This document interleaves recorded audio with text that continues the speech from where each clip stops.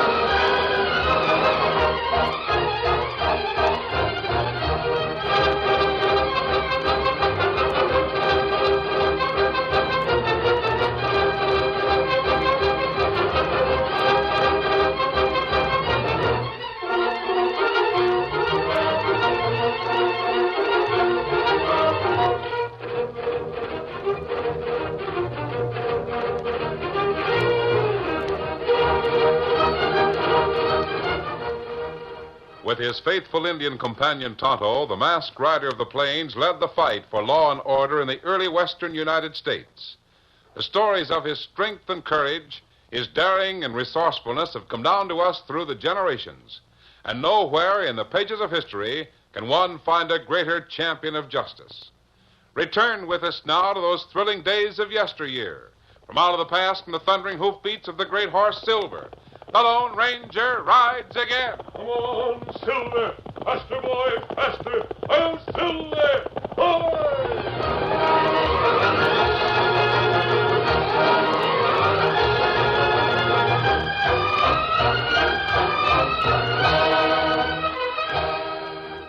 Dan and Tonto worked with feverish haste on the flat top of a mesa.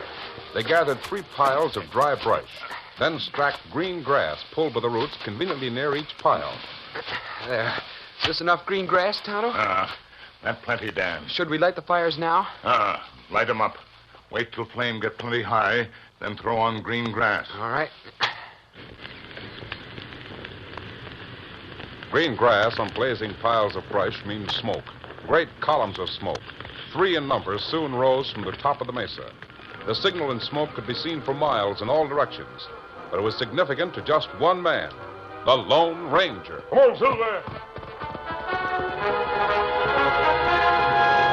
The masked man didn't hesitate. He leaped to the saddle and urged Silver ahead at top speed. That signal told him that Dan and Tonto would not join him in camp. It told him that his 2 friends needed him at the earliest possible moment. Come on, Silver. Hurry, big fellow. He raced across the level plain, over a small hill, and through a valley. He came to the base of the mesa at sunset and found the trail that Tonto had marked. This way, Silver. Up you go, big fellow. That's it. Steady there. It's a sharp ride, but you can make it. Now you can go. Come on, Silver.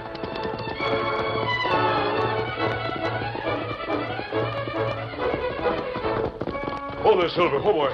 Steady. Easy now. You sure were traveling. Tonto and I saw you streaking over the plain. Steady, big fella.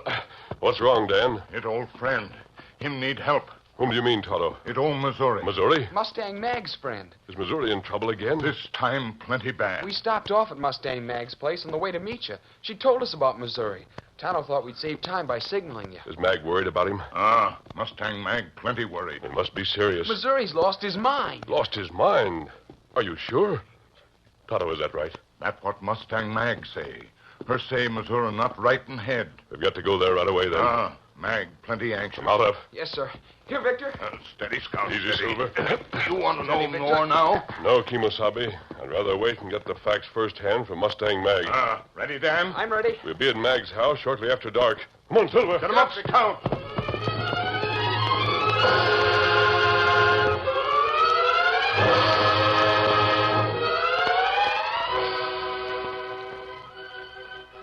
me fill your plate again, Dan. Oh, golly, A few more beans. A growing boy like you needs his victuals. Thanks, Mustang Mag. Tonto, you help yourself to the milk.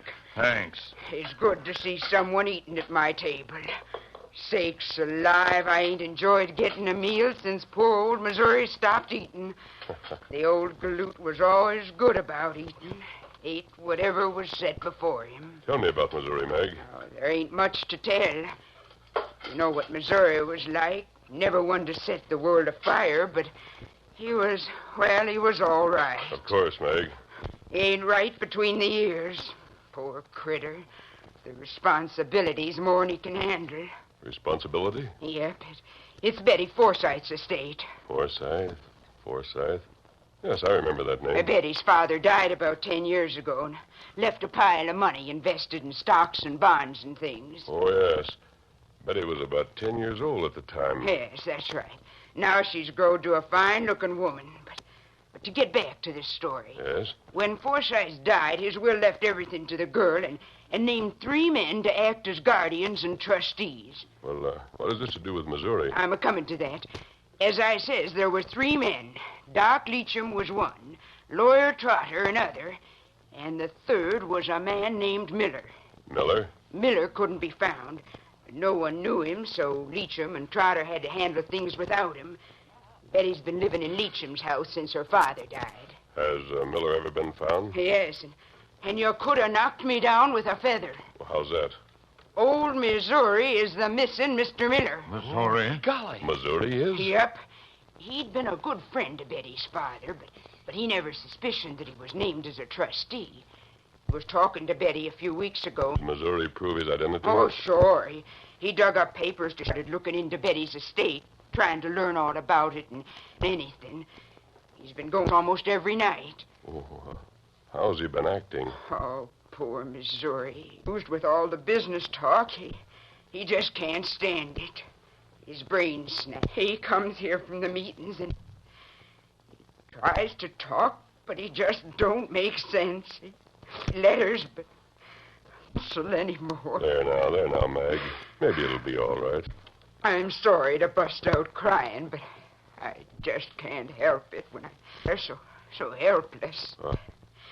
He started acting strange after the 3rd meeting at Doc Leacham's house. Getting worse all the time. Well, what does the doctor say about him? He says that Missouri's gone.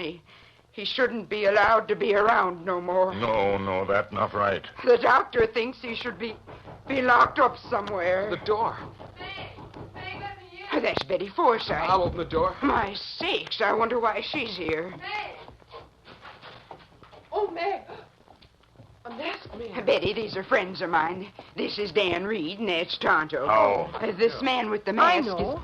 You're the one Missouri's been screaming for. Screaming? Betty, what's happened? Oh, Meg, it's terrible. I hurried here to tell you before the doctor gets here. Leacham, is he on the way here? Yes, and he's bringing the sheriff and Lawyer Trotter. Well, let me close the door first. I'll close it. Betty, what's happened? I've just finished telling these men how Missouri's been acting. Oh, he got into a frightful rage at the meeting a little while ago. He started shouting, and he drew a gun. He tried to shoot. Oh, no, not Missouri. I heard the confusion in Dr. Leacham's study. It was all the doctor, Mr. Trotter, could do to hold him. Oh, Missouri. They tied him up, and then Mr. Trotter went for the sheriff. I heard the talk and came here ahead of them. Are they bringing Missouri here? No, Meg, they're not. There they are. Mag, I'll wait in the next room. Oh, but you don't. I don't want to be seen just yet. Dan, you and Tonto stay there at the table. Oh, you can go right in there, where the writing table is. You'll see where Missouri was trying to write letters. Yes, Mag. Sit still, Dan. I'll open the door. Good evening, Mag. Dr. Leacham. You know Mr. Trotter. Good evening. Mag, I'm sorry this visit had to be made. Evening, Mag. Sheriff, you here, too? What's the reason for all this? Mag, I thought I'd better come along and explain the judge's order. The judge's order? Well, I suppose you may as well come in. Betty, you here? Doctor, I couldn't help hearing the talk. I came to tell Mustang Mag about Missouri. I see. Then you already know that he became violent, Mag. I was afraid it might happen. He's a dangerous man. Mag, you'll have to be confined from now on. Here's the judge's court order. It was downright fine of Dr. Leacham to offer to care for him. care for him? He'll remain in my house, Mag. I'll do all I can for him. Perhaps with the proper care in a year or so. Now, hold on. Do I savvy that Missouri's going to be held in your house, Dr. Leacham? Yes, Mag. Like fun he is. Mag, here's the order of the court.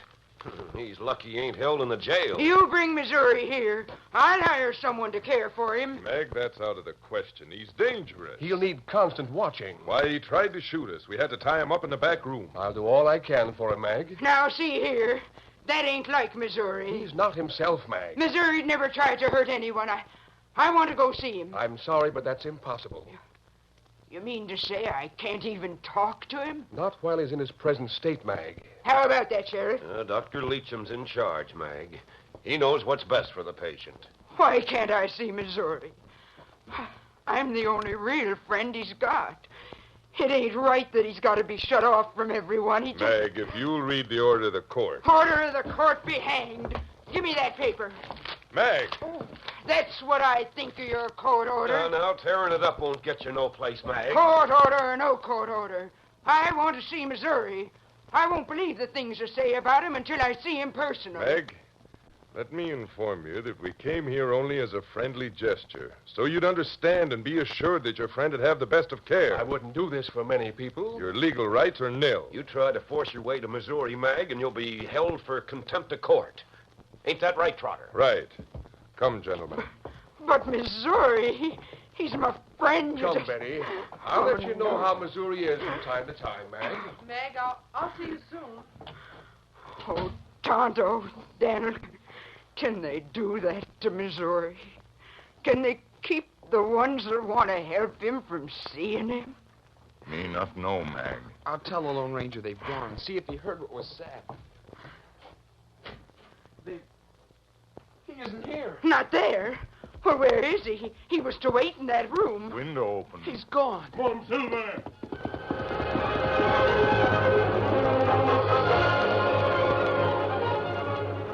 The Lone Ranger rode fast to reach town ahead of the sheriff, the lawyer, and the doctor. He reined up in the rear of Doc Leacham's home. Oh, Silver, oh, boy, oh, easy. He remembered a remark about a rear room. Glancing up, he saw a dim light. Thick vines made it possible for him to climb to the window. Missouri. Oh. Missouri, I've come to help you. You You're too weak now, Missouri. Leacham is on his way here, and I've got to leave right away. help. Now, listen to me, Missouri. I'm coming back tonight when everyone's asleep. I found the letters you were trying to write. I understand.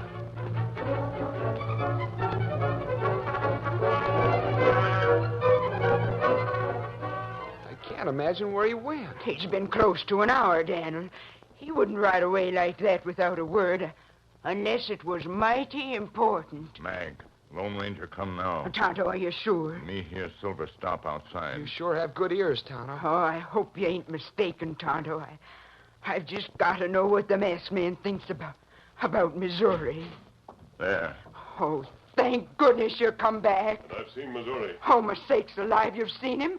How is he? What's he say? I could only stay with him for a minute. I had to get out of the house before Dr. Leacham returned. Oh, how's he look? Is he like they said? Mag, can you face fireworks in the morning? For Missouri? Yes. You bet I can. If it'd help the old critter, I'd face grizzly bears armed with 6 guns. Tonto and I are going to do something tonight. I think Leacham and the law will be here to question you in the morning. What are you going to do? It'll be better if you don't know anything about it, Mag. But When they come in the morning to question you, the less you know, the better. Then, will you stay here? Can't I help you? Yes, you're going to help. Tonto and I'll be camped in the usual place near town. Yes? I want you to see and hear all that happens in the morning. Then ride to us with the information. But what are you and Tonto going to do between now and morning? When the law comes here tomorrow, Mag, you'll know what we've done. Come on, Tonto. Me ready. Daniel, he's thought of something to do to help Missouri. I wonder what it is. Come on, Silver! The curtain falls on the first act of our Lone Ranger story. Before the next exciting scenes, please permit us to pause for just a few moments.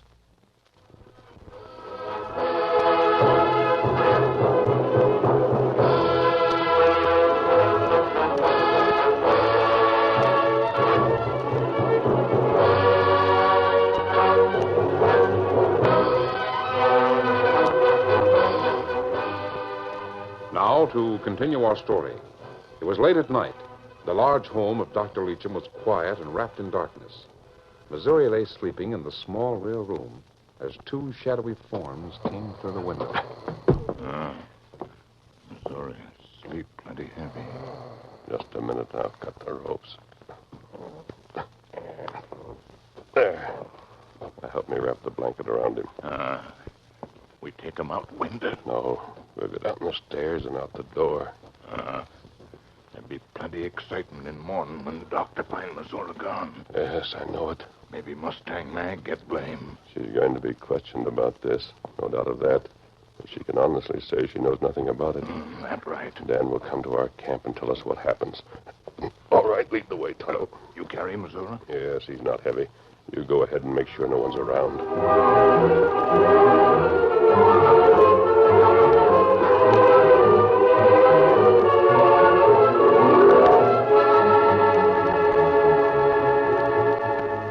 The next morning, the Lone Ranger and Tonto waited in camp for Dan's arrival.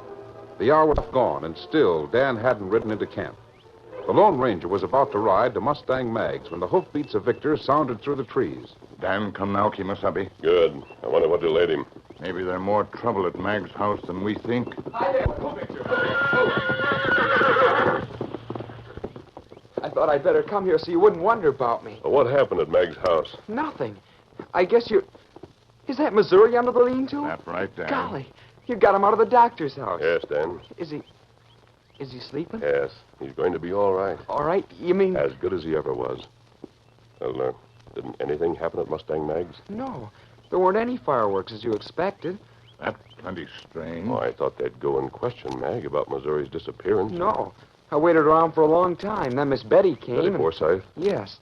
She told me she wanted to speak to Mag alone, so I thought I'd better come here and report to you. Someone coming. Get on there. It's Mustang Mag. She must have started a few minutes after I did. Mag! Whoa there, whoa. Easy. I've just got to see. I've got to know the truth. Is Missouri dead? Dead? Oh, no, of course not. He's sleeping in that lean-to. He's going to be all right. All right. Oh, don't say that if you ain't sure now. He'll be all right, Mag. When I saw the letters he was trying to write, I realized that he'd learned something. What do you mean? We can verify the facts when he's stronger. You see, he suspected that Leacham and Trotter had been stealing from the Forsythe estate. From Betty? Yes. Leacham had to do something about him. He couldn't murder him, so he dragged him, drug him around, let him go around a dazed condition for a while. Then got the law to confine him. Those coyotes would have killed Missouri. In a way that the law would have considered a natural death. But, Mag, why did you think he'd been murdered? What brought you here? Betty Forsythe told me. Well, you told me to be ready for fireworks this morning, but when she told me Missouri was killed, I just had to come here and see. Why did she think he'd been killed? Well, she was at breakfast when she heard Lawyer Trotter call on the doctor. The two went upstairs, and she slipped up the back way to learn what was said about Missouri, so she could come and tell me. What did she hear, Mag? Trotter and Leacham was in the room where Missouri had been held. Leacham accused Trotter of climbing in the window, killing Missouri, and taking the corpse away. I didn't expect that to happen. Then Trotter called the doc a liar. He said Doc had done the murder and was trying to shift the blame. He dared Doc to try and frame him. So those two don't trust each other. Then Betty snuck out and came to my place. This news changes things. How's that? The time Missouri was well enough to start an investigation, those crooks might have covered themselves. But now, perhaps we can act too quickly for them. There are a couple of buzzards robbing that girl. Suspect each other. Calling one another murderers. Mag, I've got an idea. Yes? Is Betty still at your house? Yep, she's waiting for me to get back. Mag, Leacham and Trotter have proved that they'll kill to avoid being exposed as thieves. Yes, that's right. The skunks plan to kill Missouri. And each thinks the other did kill him. Keep Betty with you. You bet I will. Tell her about Missouri. Tell her how he was drugged when he became suspicious. And how he was goaded into a fight so Leacham could have him confined. Right. I take these. What's these? The letters Missouri tried to write. Tell Betty to write each of these firms and find out what her holdings are worth. What are you going to do? While Leacham and Trotter suspect each other, I'm going to try to bring about a showdown right away. Now, you better hurry home before something happens to Betty. I'm on my way. Steady, boy, now. Easy. Get along there. Get. Here, Silver. Otto, you take care of Missouri. Dan will help you. We do it. What are you going to do? Big fella. I'm going to feed Lawyer Trotter's suspicions. Come on, Silver.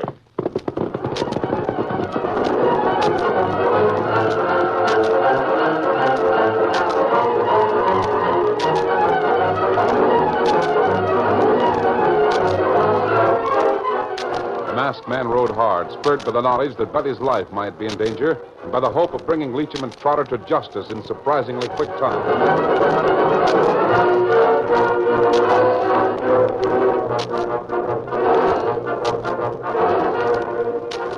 Trotter thought he heard a noise in the room outside his office. He rose from the chair before his desk and opened the door. Hello. Is anyone here? I'm sure I heard someone. Door wide open. Someone was here. This drinking water. Something on the floor. White crystals. I wonder.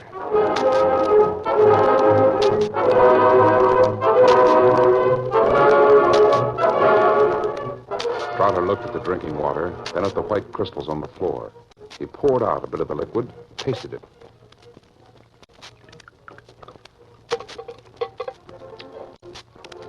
Salty. Something put into the water. Let's see if Leacham is around. What the... So that's his game. Come on, Silver.